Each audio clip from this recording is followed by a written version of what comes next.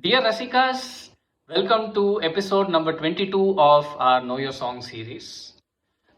Today we will be continuing our legacy of the Srirangam island as we were witnessing for the past two episodes. Couple of beautiful songs of Sri Muthuswami Dikshadhar on Lord Shiva and Parvati of Thiruvanekkoval temple, which is also located amidst the Srirangam island. So the presiding deity of Thiruvanekkoval is Sri Jambukeshwara, who is none other than Lord Shiva himself, and goddess Akhilandeshwari, who is none other than Parvati Devi. So moving on further, we will now travel like 2 kilometers away from this temple, and we reach the great Ranganatha Swami temple, which is one of the largest temple campuses in the whole world. Of course, we will talk a bit more on the temple, and before that, will first look at the significance of the Srirangam island, the presiding deity of the Srirangam temple, and then we will move to the temple. So, like I said earlier in the previous episodes as well, so Srirangam is an island, part of the city called Trichirappalli in the state of Tamil Nadu, India. And so this Srirangam island is adorned by two rivers, very important rivers. One is Kaveri and the other one is its tributary called Kollidam. So Srirangam island sits in between these two rivers, which actually form a beautiful garland for the Srirangam temple, the presiding deity there. So this is the the crux of what Srirangam really is, and we will now move to the presiding deity of the main Ranganatha Swami temple. So Ranganatha Swami, as I had mentioned, is the presiding deity, who is none other than Bhagawan Vishnu himself. So about Ranganatha Swami, we have a lot of references right from the Ramayana times. So if we look at the Valmiki Ramayana, I'll just give a couple of references before we move on. So in the Ramayana, in Valmiki Ramayana, in the Ayodhya Kanda, which is the second Kanda of the Ramayana text. So it says that Valmiki Bhagavan says that, when Rama was about to, take in charge of the kingdom of Ayodhya before he actually goes to the forest and all that. So the day before the coronation ceremony was arranged, sage Vashishtacharya, who is the Kula Guru of King Dasharatha and co. So he wants Rama and Sita to have a worship of this very Ranganatha Swami idol, which was there in Ayodhya in those times. So tracing back a little, little towards history, even before this, Rama's ancestors, right? There was somebody called as King Manu. So who, actually was traveling to Bhagavan Brahma's Satyaloka. So initially, if we see, this Ranganatha Swami idol was actually present in Bhagavan Brahma's Satyaloka for a very long time.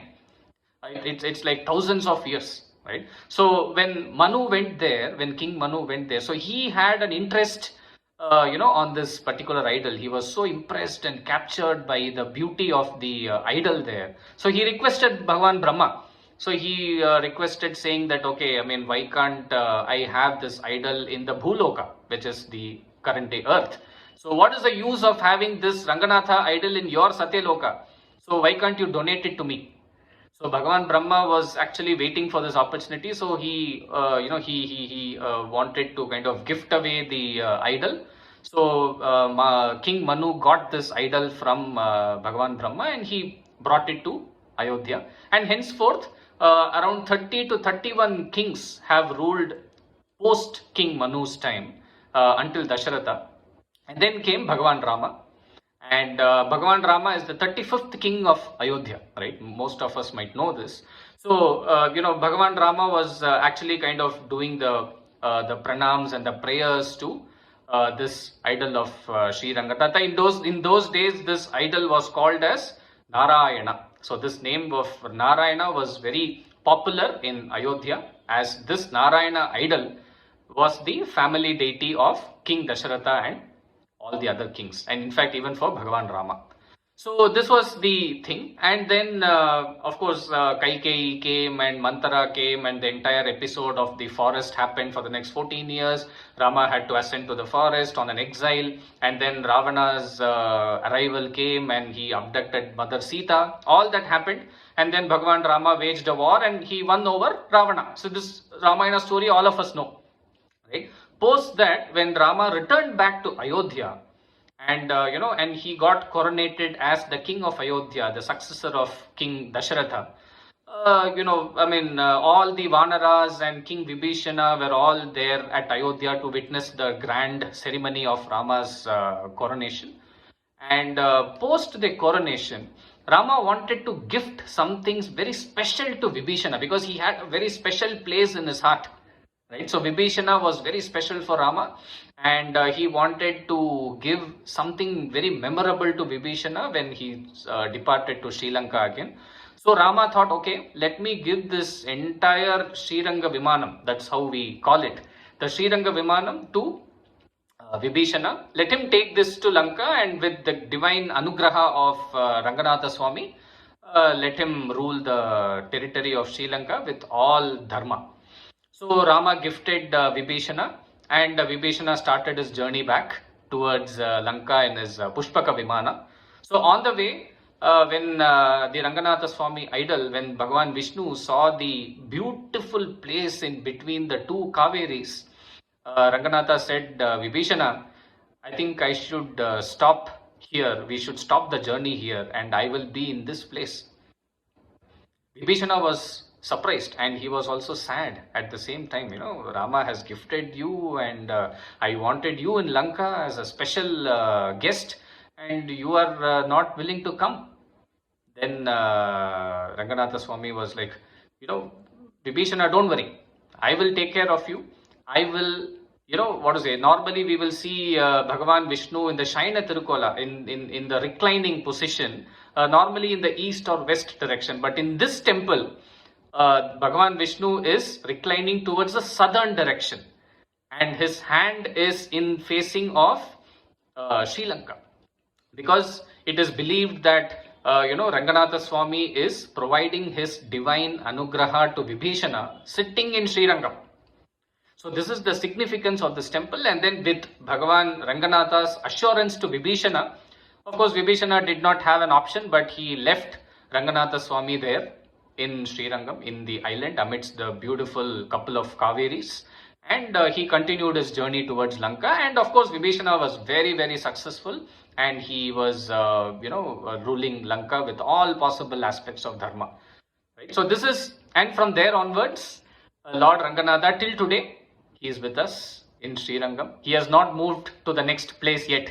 So initially we saw that Ranganatha Swami was in Brahma's Satyaloka, then he came to Ayodhya, and then he came to Srirangam. So this is the third place, right? So, and after Srirangam, we never know where is he going to go, and we hope that he never goes from here. So let us hope, really have the hope in our hearts. And this is the real significance of the Srirangam, the presiding deity of Lord Ranganatha. And now coming to the significance of the temple, right? So as I mentioned earlier, this is one of the biggest, it's a huge temple campus. It's a huge temple campus, magnificent, artwork being done inside by all the Chola kings who succeeded after, Vibhishana's time and all that. So, people, incrementally built the temple over so many years. And today, the Srirangam temple has around 13 gopuras. When I say gopura, the equivalent of gopura in English is a tower, a temple tower, right? So there are 13 gopuras in the Srirangam temple, and the Raja Gopura, which is the main tower in the temple, is one of the largest in the world, the tallest in the world rather. So the height of this Raja Gopura is around 236 feet, which measures to around 72 meters in height. So this is one of the largest temple towers in the whole world, and Srirangam temple is revered for this. And with this, so we will now witness Tyagaraja's beautiful composition on Ranganatha Swami. And so in this song, Thyagaraja Swami is crying to Ranganatha Swami. It is saying that, okay, why do you want to sit silent? Why don't you whisper at least the syllable O, just to make me assured that you are there to protect me? So Thyagaraja Swami also goes on to describe Srirangam as Bhuloka Vaikuntham. This is the speciality of Srirangam.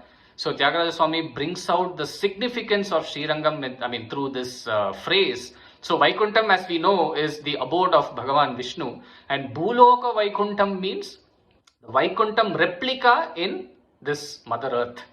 So this is the significance of Srirangam, and if we witness the Sri Vaishnava literature, all the 13 Alvars have sung in praise of Ranganatha Swami. You will not find any other Divya Desam temple, the 107 rather, wherein all the Alvars would have presented their Pasurams. And this is the only temple wherein all the Alvars, the 12 Alvars, have sung in praise of Bhagawan Ranganatha. So with this, we will move to the song. The song for today is O Ranga Sayee, dedicated to this important, significant Bhagavan Ranganatha Swami, and tuned to the Raga Kamboji, a beautiful raga, and to the Talam Adi. So let's enjoy the song.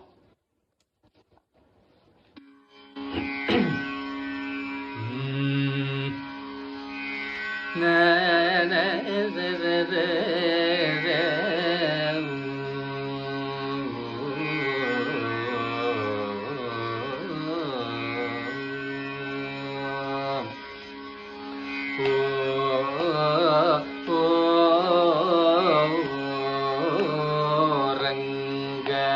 Sayee, Ranga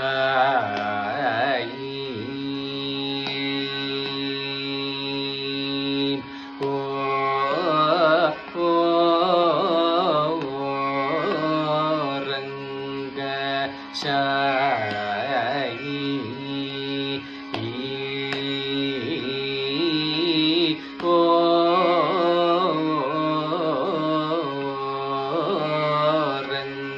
Ranga Sayee, Pila Chite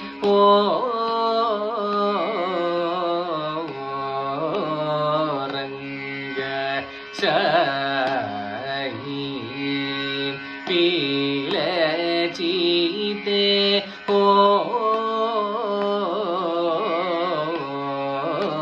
Ranga Sayee, Pila Chite ye tu ju ra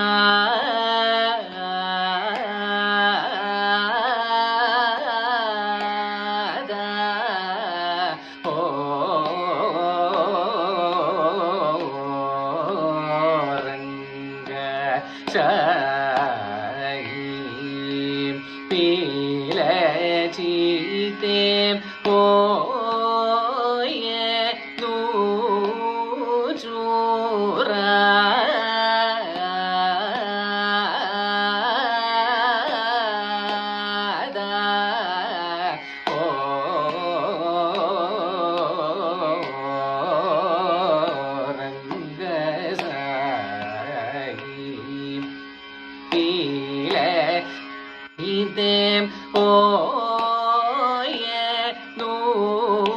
ju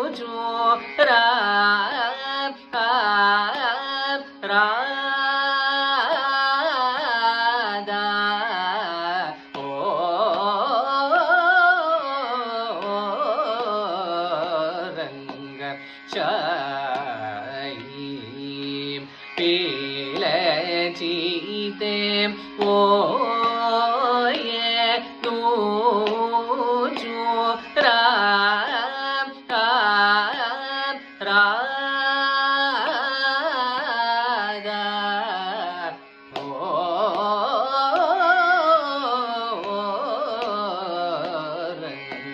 Sayee, Pila Chite ye tu ju ra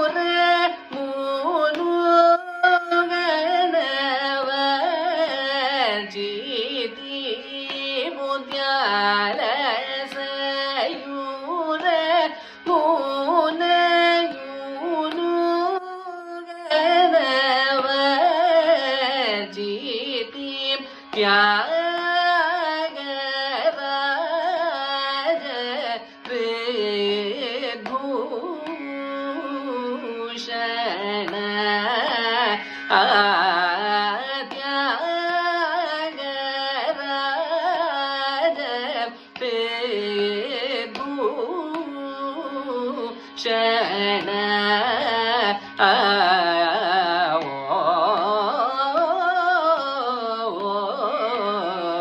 Ranga Sayee Pilachite Oyenuju Ram Radha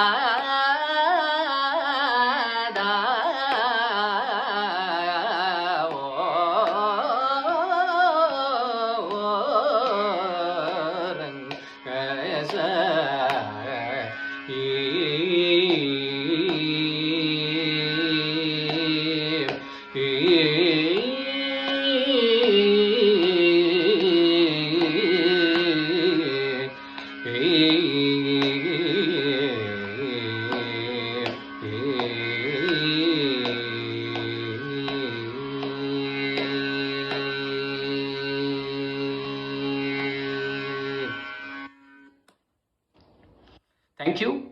I hope you would have enjoyed this beautiful song composition of Thyagaraja Swami on Lord Ranganatha, and I hope all of us have a good understanding about what is Srirangam all about, with all the 3 episodes on this great spiritual island. So we'll meet again in the next episode with the next new place and with the next new song. Until then, stay safe, and if you like the content being posted in the channel, please like my YouTube channel and subscribe to it, Jeayaram Subramanian. And wishing you the very best till the next time we meet. Namaskar.